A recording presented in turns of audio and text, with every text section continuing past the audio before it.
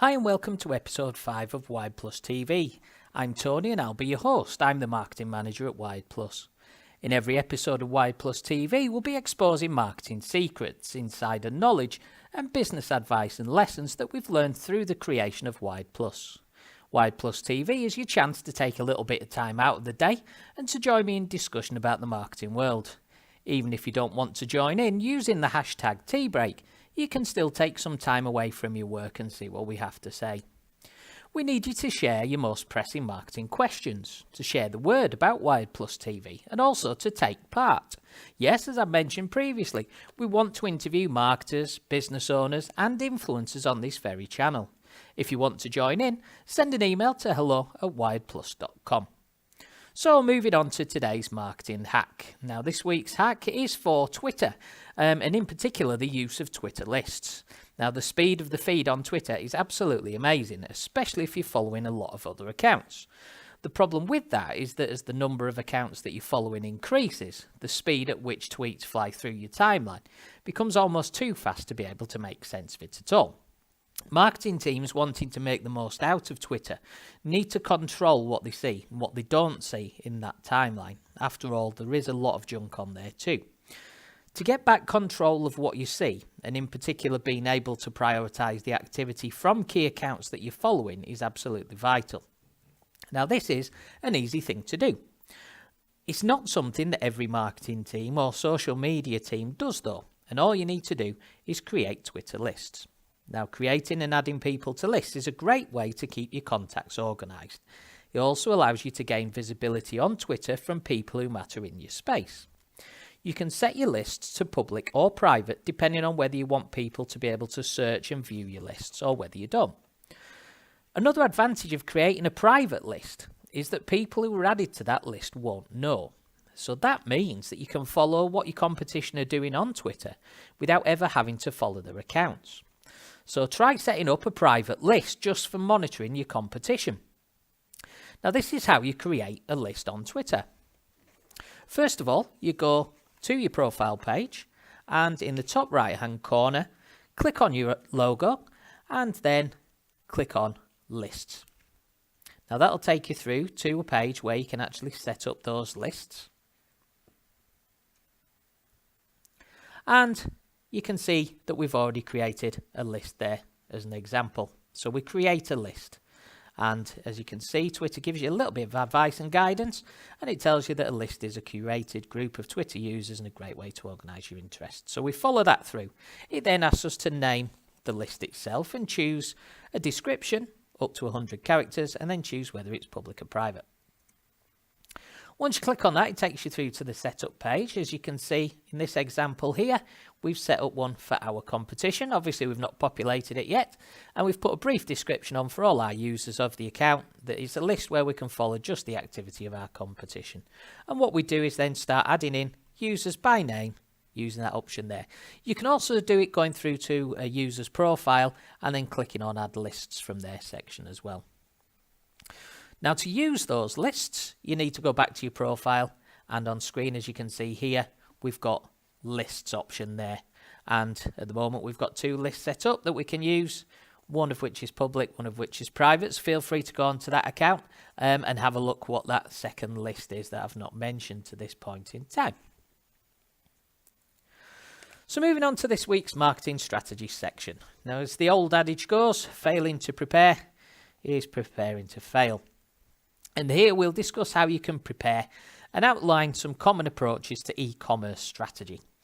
Building your strategy is a key part of the preparation stage before campaigns are designed. It is important to have a clear idea of what you want to achieve and the tools that are available too. Now, your strategy should allow you to change in accordance with marketplace developments, and it should continually allow you to take advantage of new opportunities as they arise. Being proactive with your marketing strategy means that you can adapt easily and improve accordingly. Before you set off on your e-commerce journey though, you need to plan the route. This is where we come in. So here we'll cover different aspects of common approaches to e-commerce strategy that we've seen. The first part being the e-commerce goal, then looking at available marketing channels, using your data, and then maximising performance. So the e-commerce goal. Before you can build an effective strategy to power you to e-commerce success, you need to decide what exactly you define as a successful campaign, and you need to answer that question. Without knowing what you want to achieve, you're bound to fail, or at the very most, achieve success just by sheer luck alone. The goal is the central aspect of your marketing strategy. Without a goal, you lack the direction that you need to succeed. Once you've decided what you want to achieve from your marketing efforts, you can begin to put a plan in place. And that's where we look at marketing channels. So when building your e-commerce strategy, it is important to consider all the possible challenges and situations that you may face. With a specific goal in mind, it's easier to pinpoint specific details. Taking a broad overview of what your company is doing and what you want to achieve gives you the foundations for creating an effective strategy. Identify all the touch points and potential obstacles that your existing customers face, and then use that insight to plan how you're going to provide content to overcome those potential difficulties. From the customer journey that you've established, you should then be able to choose the most appropriate marketing channel for your purpose. Each channel offers a different kind of interaction with your contacts. The engagement and personalisation afforded by email as a marketing channel makes it a popular choice for e-commerce marketers, and it's on all the posts that you see, all the YouTube videos, all the Facebook groups. However, it is also important to look beyond just email and consider how you can integrate your marketing channels.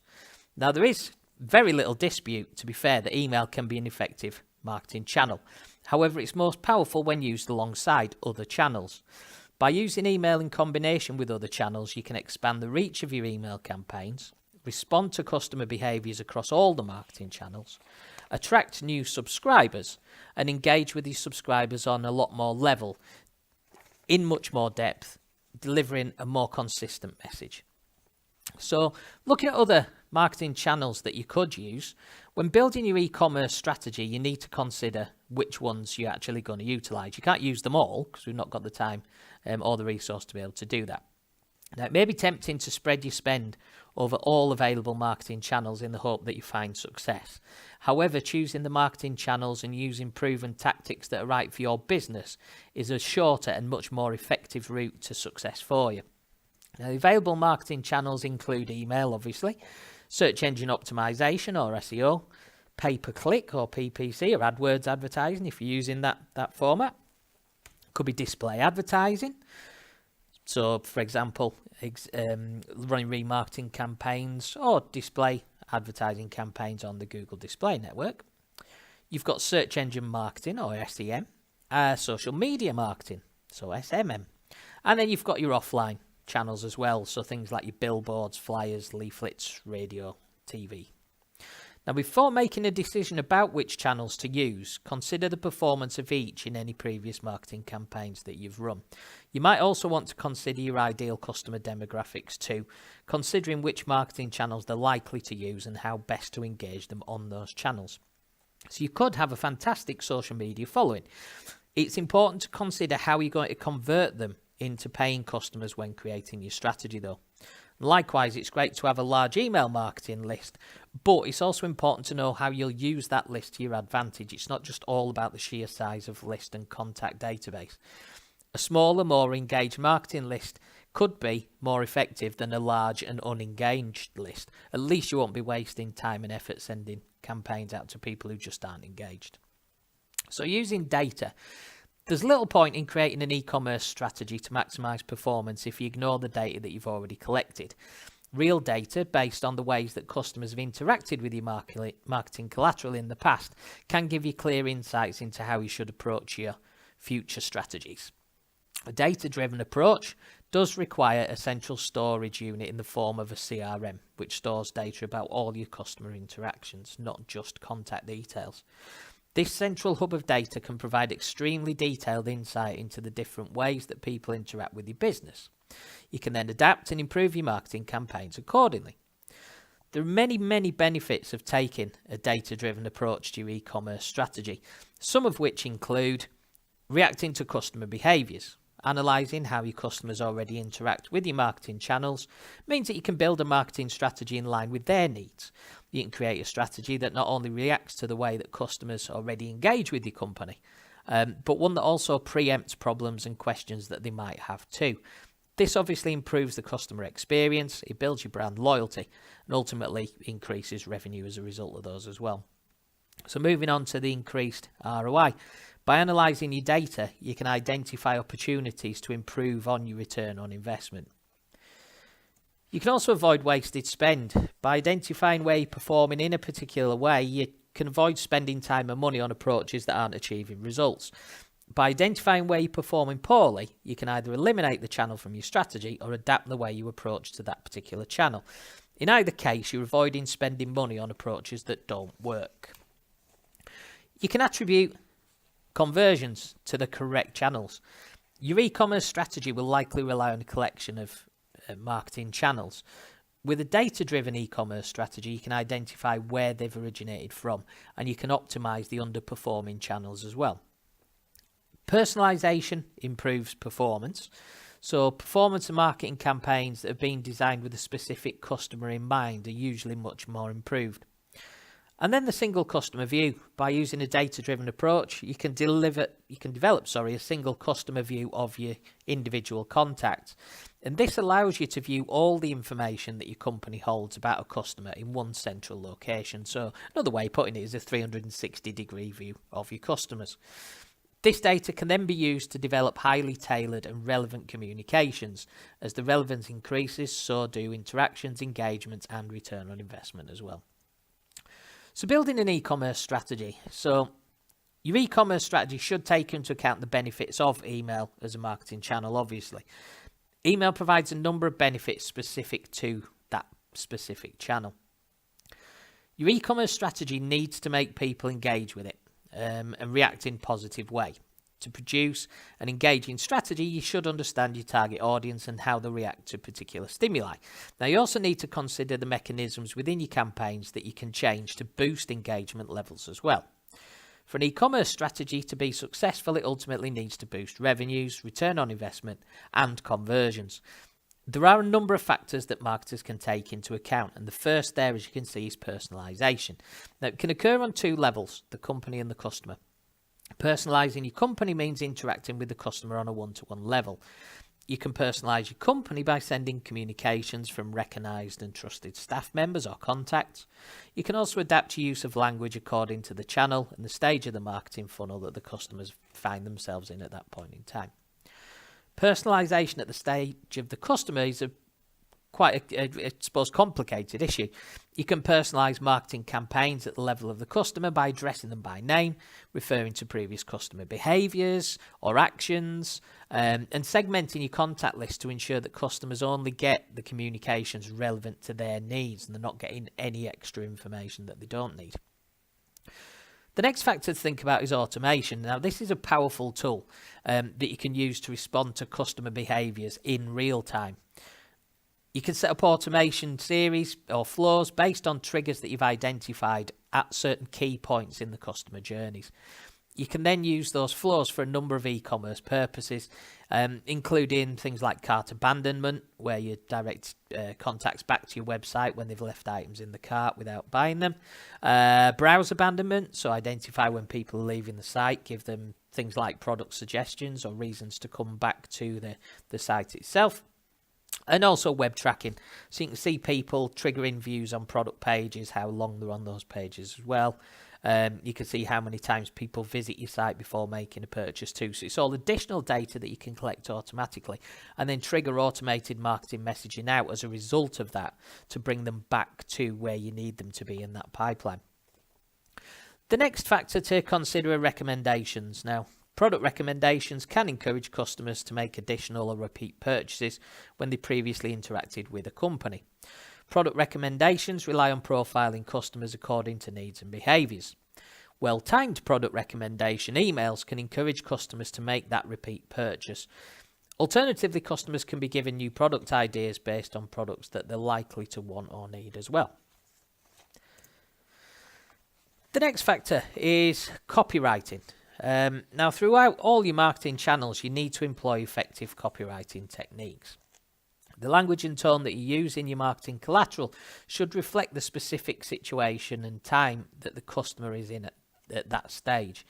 Using appropriate copy that conveys in the information that the individual needs to know to make a decision is key to any campaign. You need to know where they are in the funnel and the pipeline, what the frame of mind is, and what you need to get in front of them to make them move to that next part of the conversion channel.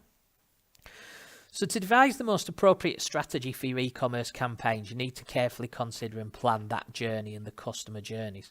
By considering the challenges and problems that your customers might face in advance, you can streamline those processes and start considering using things like automation flows as well to lead them through the pipeline.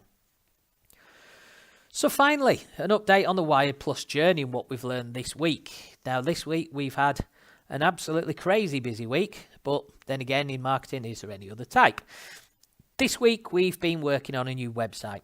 We looked at the analytics account. We decided that changes needed to be made to reduce our bounce rate even more and also to increase our free trial conversion rates. Same issues that most businesses need. You want to reduce bounce rates, keep people on your site as long as you can and looking around and getting the information they need. And you also need to increase conversions, whether they're monetary conversions or whether the sign-ups, form completions, or in our case, free trials or demos as well. So that was this week. We're building a new website. Now, as with any web development project, this does come with a host of obstacles. We've had this week a number of jobs to do. First of all, we've had to create new web copy, and that needed to align with our vision of making decision-making easier for marketing teams and showing you the benefits of that. We also needed to create all new imagery for the site, as we wanted to really showcase the benefits of the Wired Plus platform and the huge range of tools that you get as part of that platform as well. Off the back of that, as you've probably realised, we also needed to look at the SEO side of things and the structure of our pages, the structure of the site. And that involved amending all of the meta titles and descriptions to improve the SEO of the new site and also to raise our rankings in the search engine results pages as well. All of this also meant that we've had to edit our AdWords PPC campaigns, ad groups and keyword targeting to match the new structure. Doing that is the only way to ensure that your ad quality scores are as high as possible. The higher the quality scores in AdWords, as you probably know, the lower the cost per click, the more chance that you've got of getting in front of the audience that you're aiming for as well. That was enough work to do in less than a week by itself, but that's never quite enough for us. So as if the work wasn't hard enough for us, we've also decided to add an AI-powered chatbot to each of our feature pages, our homepage and pricing page as well. And that's there to help visitors find the information that they need and to answer the questions while they're actually on site. We don't want contacts and people finding our website and having to search around for information and spending time doing that. If they can't see what they want straight away, we wanted to make that job easier for them. And we felt that the suggestion, the trial of a chatbot on the top of those pages would help us answer those questions in real time and help our users out straight away, make those connections with people and make it a personal experience as well. We did set ourselves a crazy target of completing a full rebuild and launch within the week, and we're glad to say that the new site will be launched later today. So go and have a look at it, talk to our chatbot, let us know what you think. While you're there, you can also sign up for a free trial of Wired Plus and experience our new sign-up process as well, which is another thing we've included in there. And it's there just to really give you a hands-on onboarding style approach when you do sign up for the free trial. So you'll get to see all the work that we've done, as well as getting a chance to get your hands on the Wired Plus platform. So it's a double win. Use the link on screen there to sign up for a 14-day free trial and give it a try. So that's it for today's show. In the next episode, we'll be talking about webinars, webinar strategy. We'll be covering a very friendly webinar hack and much, much more. So subscribe to our channel to make sure you don't miss the next episode. Thanks for joining me today. I hope you can join me again next time. Until then, happy marketing. Bye for now.